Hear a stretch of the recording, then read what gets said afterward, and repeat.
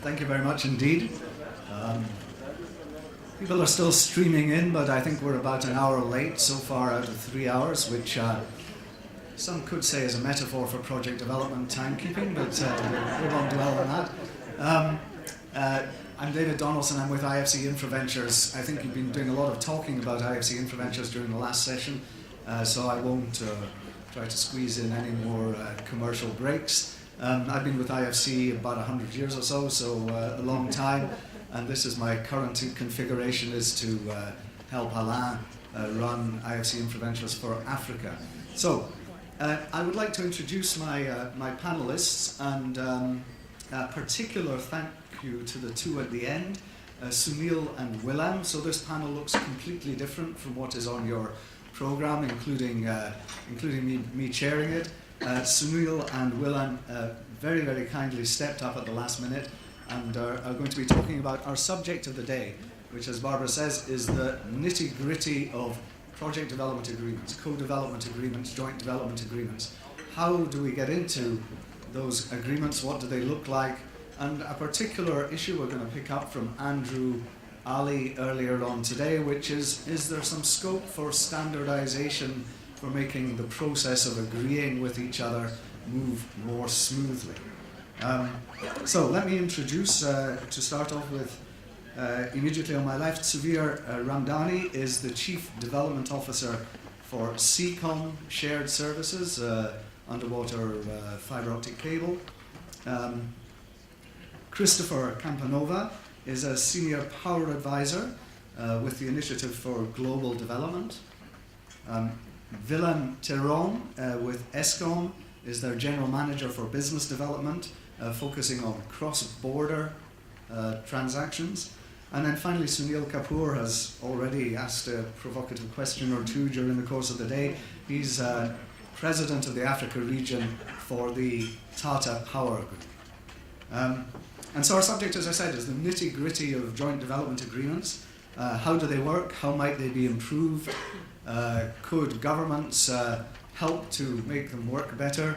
And I'm going to start off with Sunil, who's recently, as he told you earlier on this morning, developing, his job is to develop power projects in Africa, recently been taking a long way forward a power project in Zambia.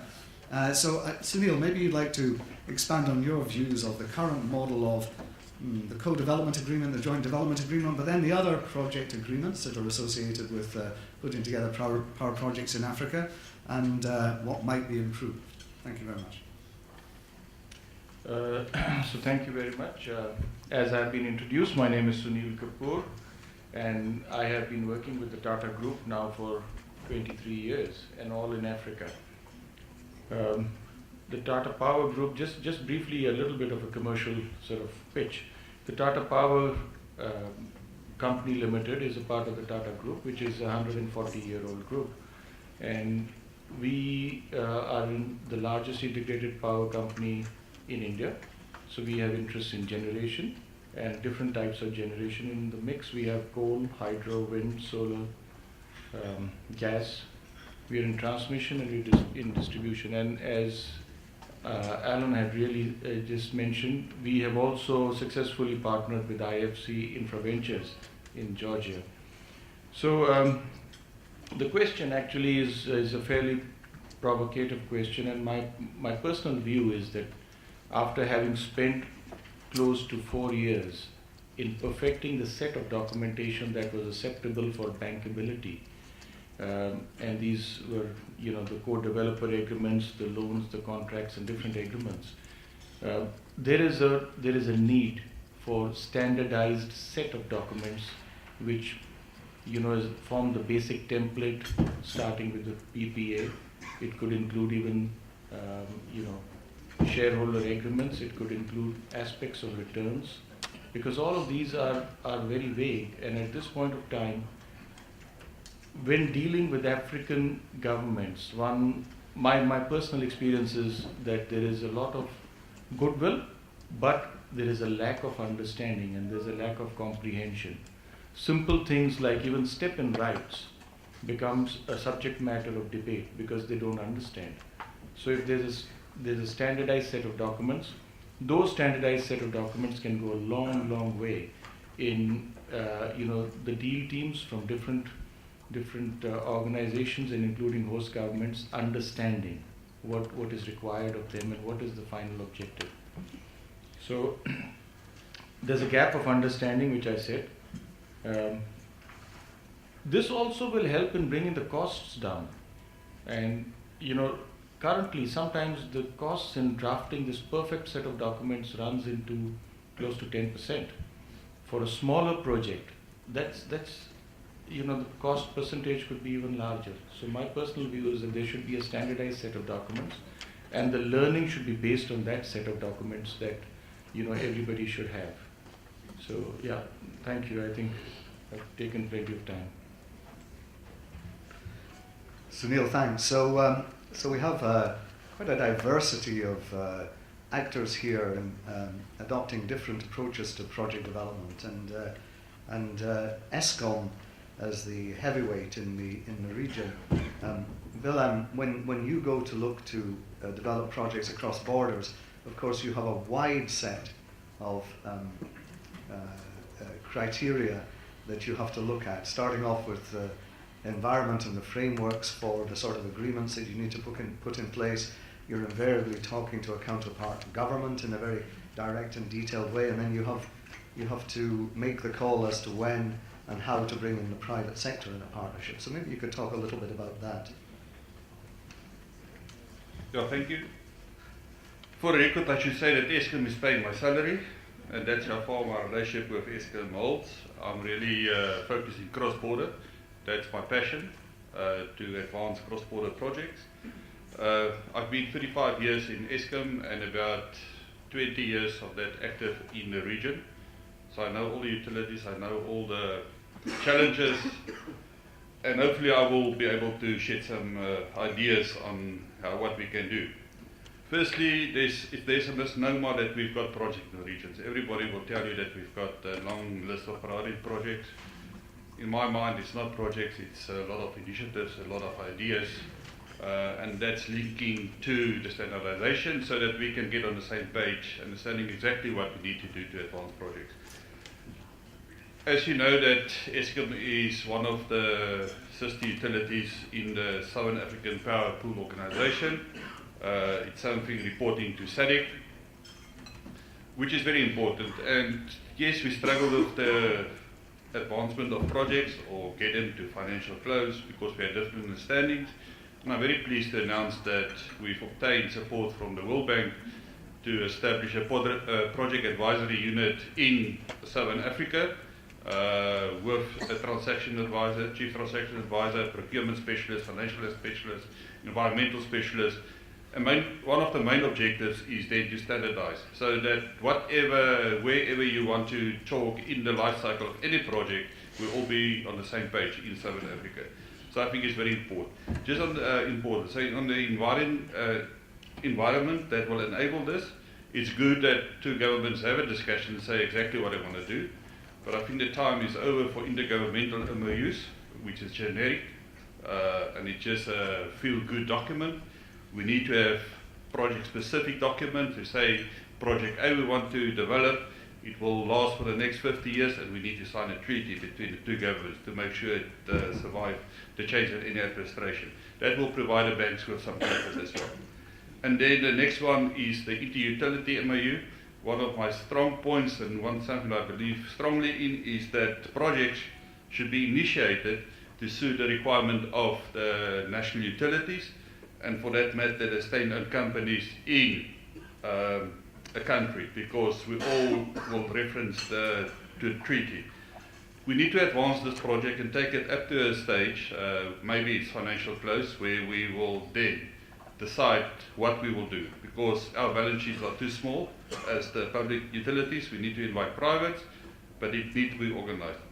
And then maybe a master corporation agreement to say there's general projects that we want to look at, and then only the JDA. Very specific, focus one project, and then we'll be able to deliver. And after we solicited input from the privates, that's where we will do the shareholders agreement and advance the project.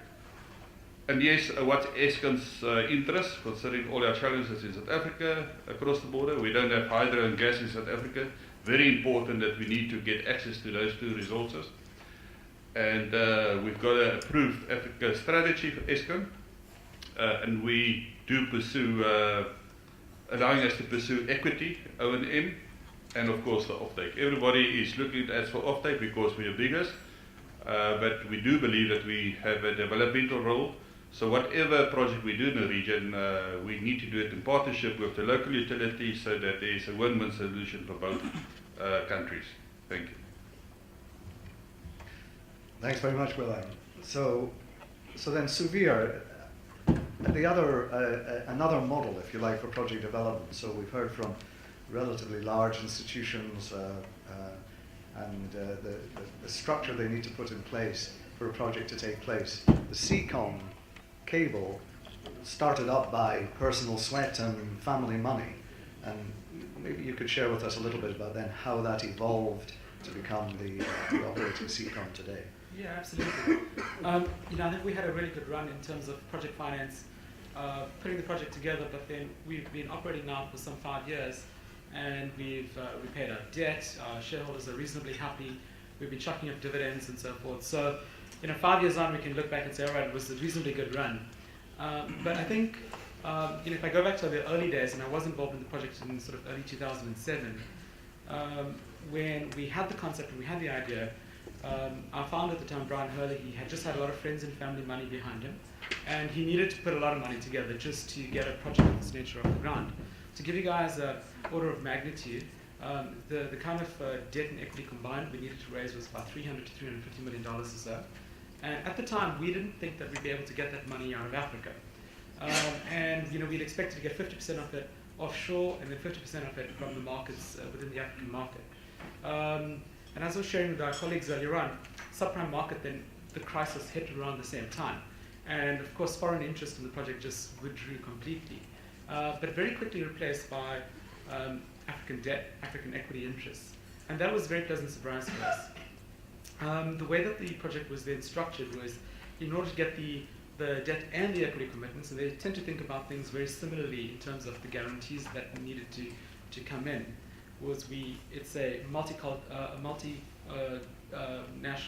project. It touched South Africa, Mozambique, Kenya, Tanzania, up to India, into France, across Egypt. A lot of political risk, a lot of issues that needed to be managed both from a tax and finance perspective. So at the most basic level, we really need to get telecoms licenses or telecoms partners in each one of these countries. In order for the project to build a factory, so to speak, to build a cable system, we needed to survey the seabed. That would have taken us 6 months, which we would have lost in time. The project developer put in some of their friends and family money into getting the survey done. That in effect, there's a bit of a race going on. That in effect, by putting some of that early capital at risk, gave us a bit of a time to market advantage across some of the other cables. Of course, the other big surprise, frankly, was the legal fees. In 6 months of negotiation with both debt and equity, the legal fees were piling up into millions and millions of dollars, to be honest. But eventually we got there. We had a library of some 300, 400 documents, the kind of documents that most of you in this room are familiar with. But the biggest issue, though, was of the $350 million, we needed $175 million worth of offtake agreements from telecoms operators across the continent. And we were lucky enough to have pulled that together within the 6 months that we had. And with all of that package in place, I suppose we were good to go. A question that I was asked to address was, how did the structure come together in terms of the project developer versus the traditional equity? And of course, the bank, so to speak, was just a debt provider, project finance debt provider, so they were out of the equity discussion. And the way that our shareholders came to a settlement was, our shareholders felt that the developer was entitled to, let's say, 25% of the business, provided they got what they wanted out of it. So there was a calculation in terms of an IR objective within a 5-year period that was agreed. And however, the developer himself had put about $10 million at risk at that point in time. And then, of course, what if the IR was not achieved? And then they agreed that the developer would get a smaller percentage of the company if the IR was not achieved. So that was written into the shareholders agreement. It was tracked annually. I think it kind of all worked out at the end, you know. So we've now got a business we've restructured the debt. We've got rid of the project finance quite quickly. We've just got traditional corporate finance in place that funds our working capital requirements, some of our growth requirements. We very quickly diversified the business. We're no longer just a wholesale cable system in Southeast Africa. We've made investments in other cable systems on the West African coast. We've also moved forward into different segments, into enterprise, and we're looking at other types of expansion. So today, I'm glad to say we're not a project. Yeah. Great, Sudhir. Look, thank you very much. And I should have given you a special thanks as well, Sudhir. Until about 45 minutes ago, wasn't actually aware he was on the panel, but fortunately had his best pair of jeans on today, and so he was able to join us. So I appreciate it very much. Sure. So Christopher, I think you're actually the only properly billed member of the panel, and Christopher has been spending a lot of time with the Initiative for Global Development, standardizing documentation, particularly PPAs. So I mean, you could talk about that a little bit, Christopher, and then I think the interesting question that is, you know, whether we've heard some of the diversity of project development approaches, whether there's any mileage in the idea that the JDA, the Joint Development Agreement or the Co-Development Agreement, could also be standardized in a way that gives greater comfort to governments and maybe helps co-developers agree more quickly amongst themselves how to move stuff forward. Thank you. So again, my name is Chris Campanovo. I'm with the Initiative for Global Development. IGD is a US-based nonprofit whose members are all essentially private sector from around the world, all interested in investing primarily in Africa as a means to reducing poverty. The way IGD works is we speak to our members about some of the challenges and opportunities in investment, try to identify those challenges, and then we at IGD will try to identify and develop programmatic approaches to unlocking those investment opportunities and trying to relieve some of the bottlenecks. And so in this instance, we had a number of our members from the power sector who had identified a particular obstacle to developing power projects in Africa, and that was the lack of standardization in the PPA. Essentially, the experience in many places being, look, if you've got a standard PPA, you lower your transaction costs because there aren't any. You don't negotiate. Maybe you negotiate tariff, but that's pretty much all. Lower transaction costs, speed development time, and then hopefully ultimately reduce tariffs in the long run, which I think was the experience in South Africa with the tender process for the solar. It's been an interesting experience, and I'll be a little provocative.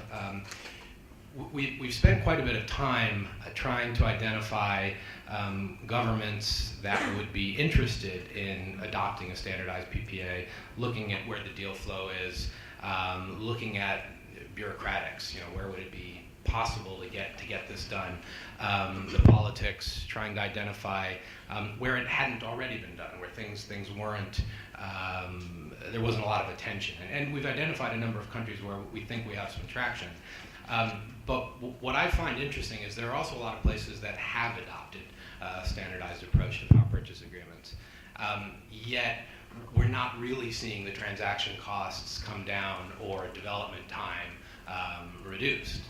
And so I think it raises this question: is what are the other issues? I mean, why isn't something as vital as the power purchase agreement, if you can take that off the table for negotiation? Why isn't that now freeing things up? In some ways, I think it's related to these chairs, right? So one size doesn't necessarily fit all, and I think it's also. I think one of the things that we have to question in this room, people interested in the power sector in Africa, particularly developers, is there something structural, something institutional? I think you raised the cost of legal fees. Our lawyers, are these, even if it's a standardized document, are we still re-lawyering them over and over again for 2 years just for the sake of doing it? And I think that's where standardization in joint development agreements might come in handy. I think if there is transparency as to what everybody is expecting out of a deal from the outset, particularly amongst governments, developers on the finance side, you'll sort of free up, I think, a lot of these obstacles. You'll also reduce the suspicion, I think, amongst partners, amongst governments, and that's going to go a long way toward reducing transaction costs and speeding up development. So I think there's definitely merit. I know Andrew had mentioned earlier that this is something that Africa Finance was interested in looking at, and I think that'd be quite a worthwhile endeavor. So with that. Great, thanks, Christopher. So we'll open it up to the floor. I think the subject in front of us is how do co-development agreements, joint development agreements work? Is there mileage in standardizing them? Is there scope for governments to intervene or governmental institutions, multilaterals, for example, to intervene to assist in the formation of joint development agreements? Wasn't it Ronald Reagan who said the 9 scariest words in the English language are "I'm from the government and I'm here to help"? So maybe not, but I'd be interested to hear views. So questions, please, for our panelists.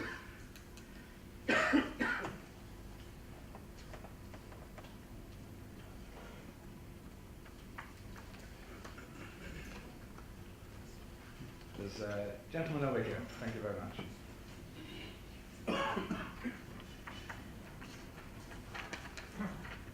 Okay. You're next. Yes, sir. Okay, sorry, I was very quick. I'm called Louis Olivier from New Planet. We're a hydropower developer, owner and operator here in South Africa. Not quite on the discussion topic, but I just want one comment to make on the PPA, and then I've got a question for Willem. In South Africa, the PPA in the government's feed-in tariff program is completely off the table. It's not negotiable. And I think I can speak for all developers that we were all astounded by the legal cost involved. So PPA is but a component of that. And then to Willem, if I would like just to get a response from you on why there's been such a delay in South Africa offering PPAs to these projects, these initiatives outside of our borders. We've seen our neighboring countries, Namibia buying power from IPPs in Mozambique, a lot of wheeling taking place, but everybody's waiting for Eskom to act as off-taker. What's the barrier to that taking place, and will we see that happening? Okay, thanks for that question. I'm going to ask for a couple more questions and then manage the responses from the panelists so that we're efficient. So the gentleman over here. My name is still Bruno Venn. I'm chairman of DG. I have not a question but a comment to Christopher. I would like only to inform you that within the European Development Finance Institutes and also with OPIC, we have agreed on minimum standards with regard to PPA, and we would like to encourage the colleagues also from the multilateral development banks also to join in, because this reduces the cost of doing business for all of us. Secondly, it increases the speed of doing business, and thirdly, also it reduces to some extent the cost, the risk. And also, I would like to encourage the governments and also the regional economic communities that, with regards to standardization of PPPs, there's an issue, and we could easily unlock a huge amount of public sector money if this issue is being solved. Thank you very much. I think there was another question over here. And then Rosalind in the middle there. So let's let this gentleman go first if we could, Rosalind.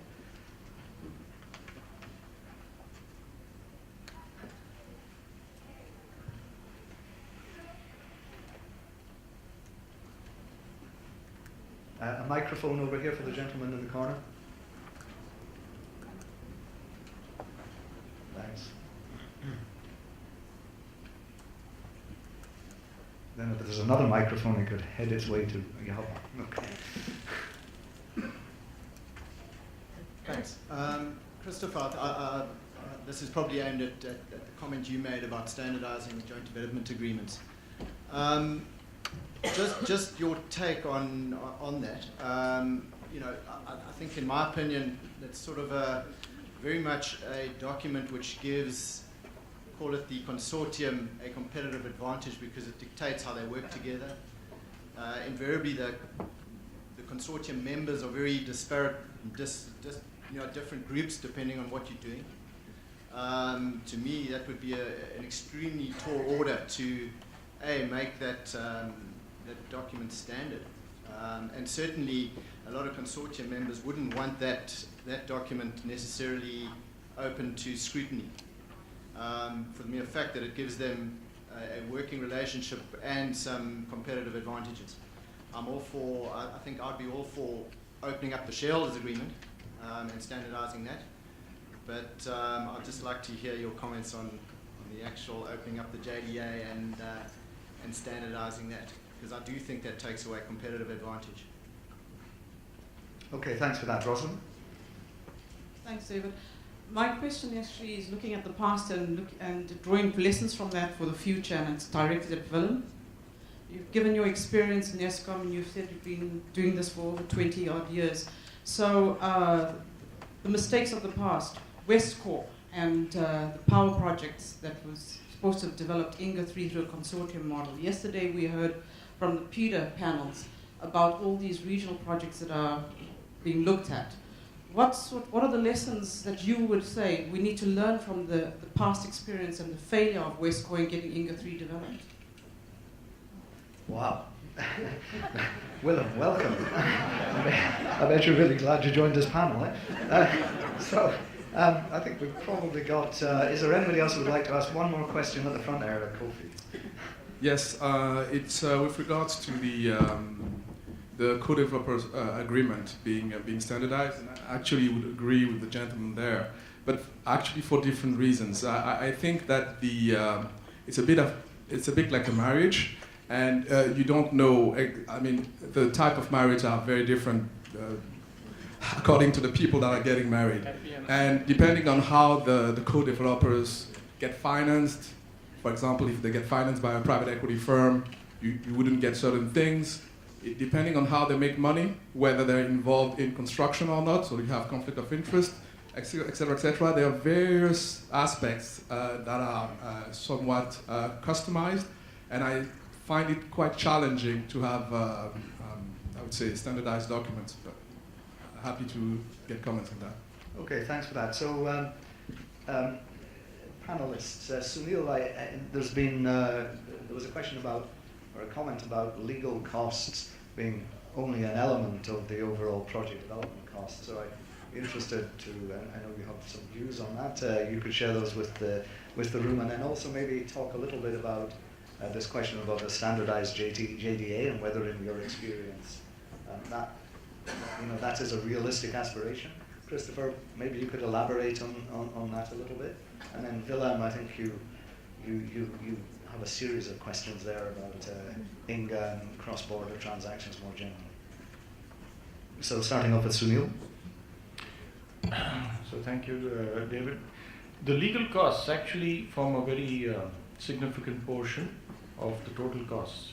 And at times, you see, where we should try and relate all of this to is that the ultimate test is the tariff, which the utility or any off-taker has to take.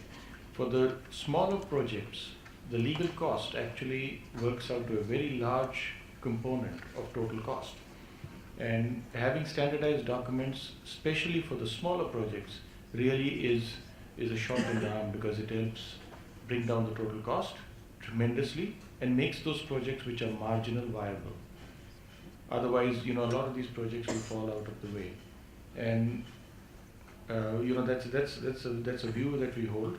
For the larger projects, yes, there would be customization of legal documents and legal costs would be incurred. But at this point of time, very often what happens is that the different sets of legal teams that work on projects from the lender side or they work from the developer side, it becomes almost a war of trying to say who's right. And this adds so much of cost and it adds so much of deal time. And of course it does help the lawyers increase their billing. For instance, we would find overruns in terms of legal costs going up to 300 to 400% of what was budgeted. So, it's, I think that standardization of documents to a large extent would alleviate this problem. Thanks, Sunil. Christopher, you want to add some thoughts on the development agreement? Sure. Well, first, before the JDA, I think the point was raised here about OPIC's minimum standards and then the work that's been done around that for PPAs. I mean, I think that's great work. And I think, frankly, as a question of drafting or lawyering, you probably could put something together that's pretty damn good based on those principles that doesn't require, dozens and dozens, if not hundreds of hours of lawyering. The other thing that IGD has been involved with, as well as the Power Africa folks and the Department of U.S. Foreign Commerce, was bringing together a number of financiers and lawyers who've been involved in power projects in Africa and drafted a very useful document called Understanding Power Purchase Agreements. And it's essentially a treatise on PPAs, but written for non-lawyers. And I think this goes to the point you were making before about a lack of capacity or understanding and learning. So we've been trying, along with the Department of Commerce, to get that document out so that the folks who are on the other side of the table from you who are negotiating agreements really do understand the whys and wherefores of a PPA, and hopefully an iterative process over time, it'll become easier. As far as the standardization of a JDA, I mean, I think you both raised very valid points. I think, I come from this issue from the perspective that as much standardization as can be accomplished ought to be at least tried. And again, it's about reducing transaction costs to me and development time.